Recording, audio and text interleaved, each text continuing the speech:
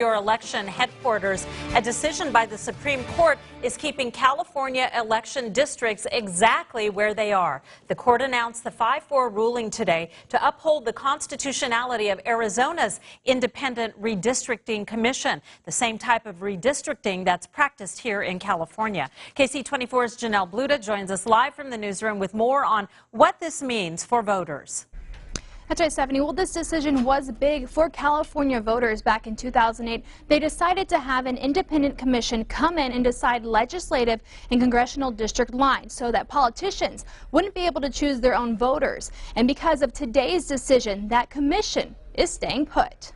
They're called independent commissions, nonpartisan groups of people who take the responsibility of drawing district lines out of legislators' hands. The voters chose to take this power away from the legislature. Political science professor Tom Holyoke says California adopted an independent commission years ago. It was argued before the court that these independent commissions are in fact unconstitutional. To promote fairness when drawing legislative and congressional district lines and to prevent gerrymandering. Drawing districts to favor one political party over another. On Monday, the Supreme Court sided with Arizona and California voters, announcing their support for independent commissions, ruling 5-4 that they are in fact constitutional. If it had been struck down in Arizona, then almost certainly the one in California would also be declared illegal. If that would have happened, district lines would have been redrawn by legislators, and current politicians may have been forced to run against each other. I mean, there was just a million rumors and a lot of speculation out there, and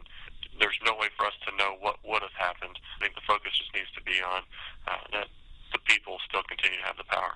Rachel Eslick with Fresno Chamber of Commerce says they backed the 2008 initiative to enact an independent commission and says the voters have the right to decide. And we just felt strongly that an independent commission was the most fair way to do it, the most fair way to get reasonable, business-minded people into office.